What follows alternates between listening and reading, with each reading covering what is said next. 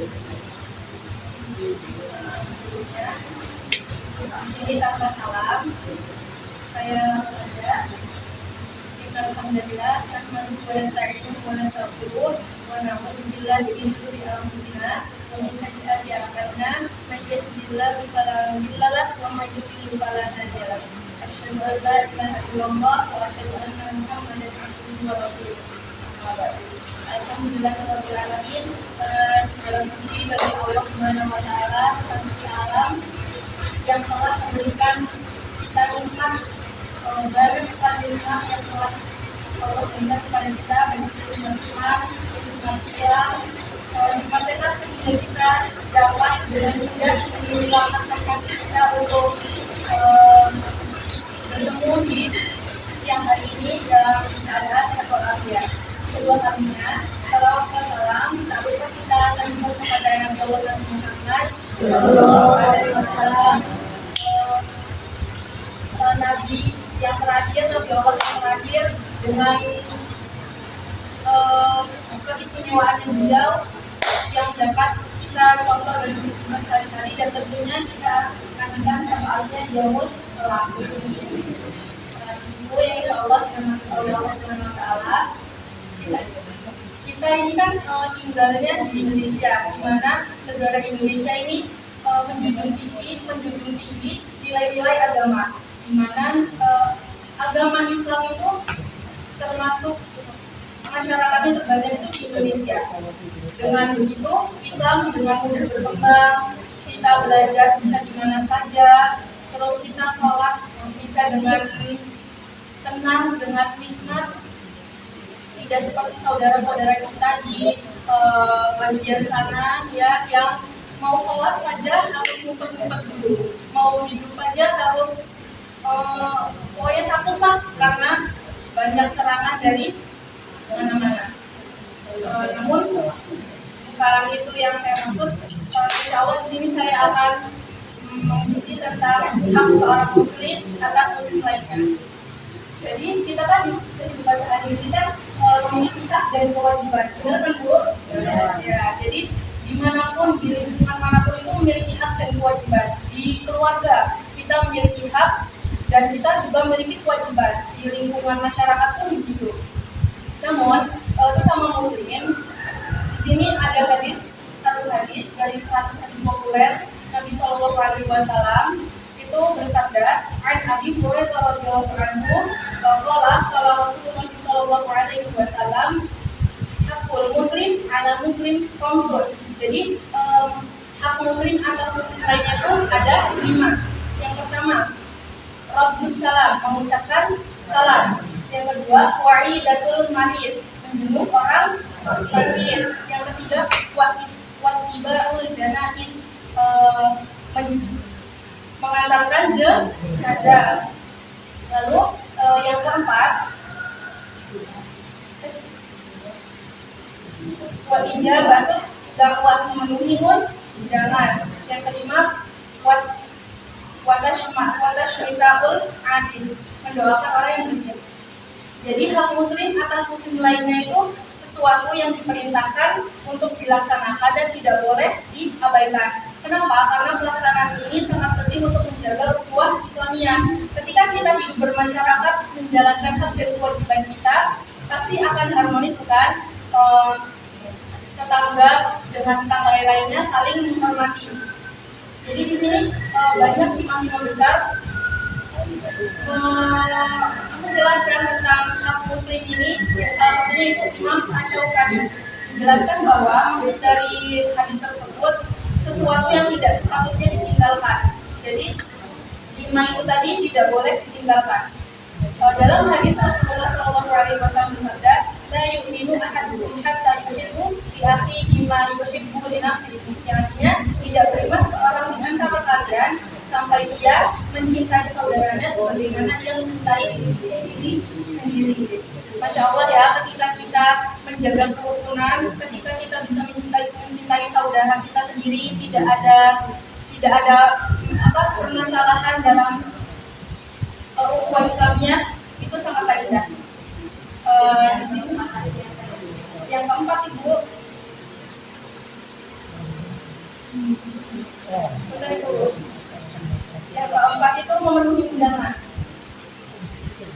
Jadi di sini akan menjelaskan satu persatu. Yang pertama menjawab salam. Ibu-ibu sudah ada yang tahu artinya Assalamualaikum warahmatullahi wabarakatuh? Siapa mungkin yang sudah tahu? Belum. Jadi intinya Assalamualaikum itu kita mendoakan untuk kebaikan. Assalamualaikum warahmatullahi wabarakatuh itu artinya semoga keselamatan atas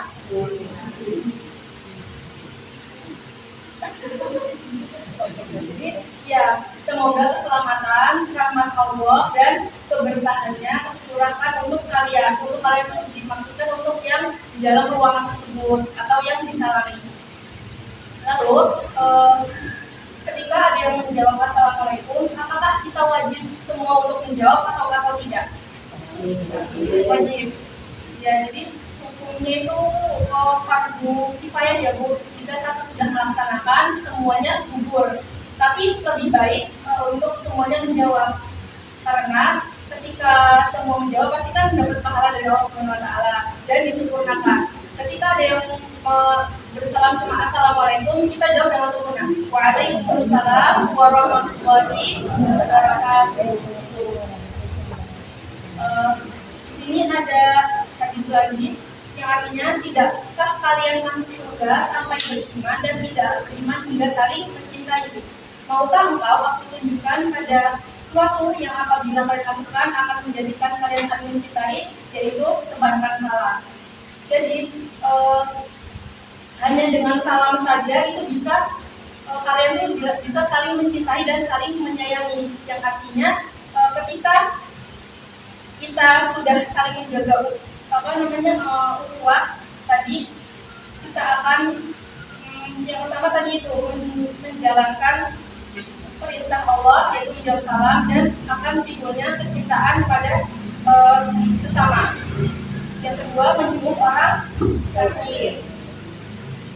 Jadi menjenguk orang sakit itu bentuk kepedulian kita terhadap saudara ya, baik itu sejarah ataupun tidak. Karena ketika kita menjenguk orang sakit itu banyak sekali pahalanya, banyak sekali keutamaannya. Jadi di sini juga ada hadis dari Nabi Shallallahu Alaihi Wasallam.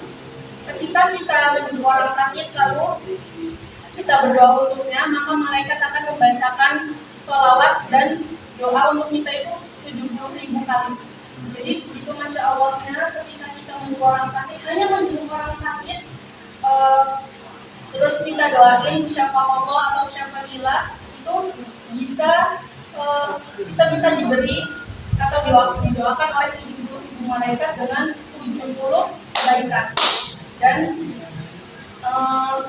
ketika kita menjenguk pada sore hari, dia akan dibacakan sholawat oleh 70.000 malaikat sampai pagi hari, dan dia akan mendapatkan buah-buahan yang sudah dipetik di surga. Itu akan menjadi salah satu celengan bagi kita ketika di surga kelak. Lalu yang ketiga adalah mengantarkan jenazah. Kita kan pasti semua akan meninggal ya Bu. Jadi ketika ada saudara kita yang meninggal, hukumnya itu fardu kifayah. Ketika ada saudara kita meninggal, kita mengantarkan jenazah, kita mulai dari memandikan, mensolatkan, lalu menguburkan, itu pahalanya luar biasa. Dari Abu Hurairah radhiyallahu anhu bahwa Nabi Shallallahu Alaihi Wasallam bersabda, barang siapa yang sholat untuk jenazah maka baginya 1 qiraat, dan barang siapa yang mengikutinya sampai dikuburkan maka baginya 2 qiraat. Lalu Abu Hurairah itu bertanya, apa itu qiraat? Beliau menjawab seperti gunung Uhud. Jadi gunung Uhud yang di Madinah itu ketika kita hanya mensolatkan itu mendapatkan 1 qiraat. Ketika kita mengantarkan sampai kuburan itu 2 qiraat. Jadi bapak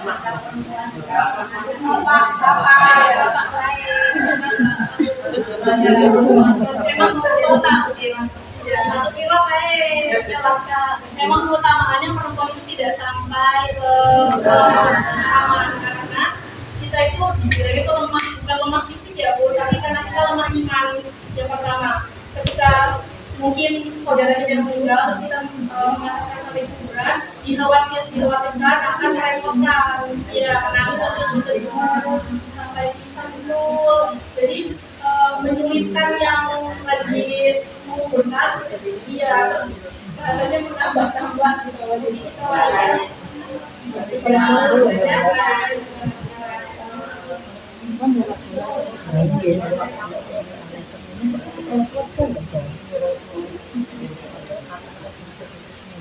jadi itu ketika kita sudah memandikan jenazah itu kan bagi keluarganya, terus mengkafankan jenazah mungkin sudah ada yang bertugas, lalu kita mensalatkan jenazah itu pun pahalanya sudah luar biasa. Lalu yang keempat itu tadi memenuhi undangan. Pasti di sini Bu sering kondangan kan ya Bu? Banyak yang kondangan sekarang ya. Iya, itu salah satu tadi 5 utama hak muslim atas muslim lainnya, memenuhi undangan. Tidak hanya undangan seperti kondangan tadi, tapi ini seperti undangan kajian, terus undangan kalau misalnya ada untuk sedekah itu mungkin di sini ada. Nah ya itu sangat luar biasa pahalanya memenuhi undangan.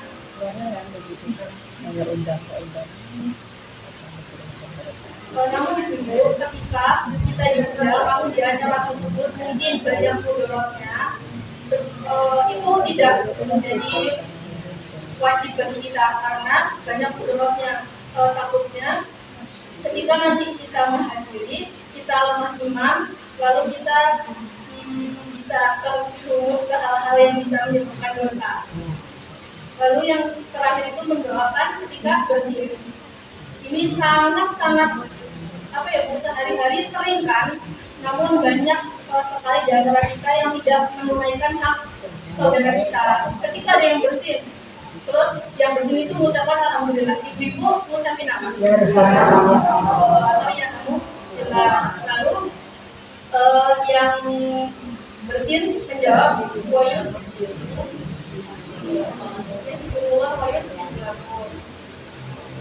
Jadi hal sekecil itu dalam Islam saja diatur. Hal sekecil itu, kenapa bersin itu harus kita ucap alhamdulillah? Karena ketika bersin kita itu mengeluarkan racun, mengeluarkan kotoran, dan ketika kita bersin itu kita berhenti 1 detik jantungnya. Bayangin aja kalau kita nggak alhamdulillah, nggak bersyukur kepada Allah, sudah diberi nafas kembali, sewajibnya kita harusnya mengucapkan alhamdulillah untuk bersyukur kepada Allah Subhanahu wa Ta'ala. Jadi mungkin ibu tadi 5 hak muslim atas muslim lainnya. Yang pertama tadi apa Ibu? Mengucapkan salam. Lalu yang kedua, menjenguk orang sakit. Yang ketiga, mengantarkan jenazah. Yang keempat, memenuhi undangan. Yang kelima, mendoakan kepada muslim. Insyaallah, terima kasih Ibu sudah mendengarkan. Mungkin ini saja yang dapat saya sampaikan.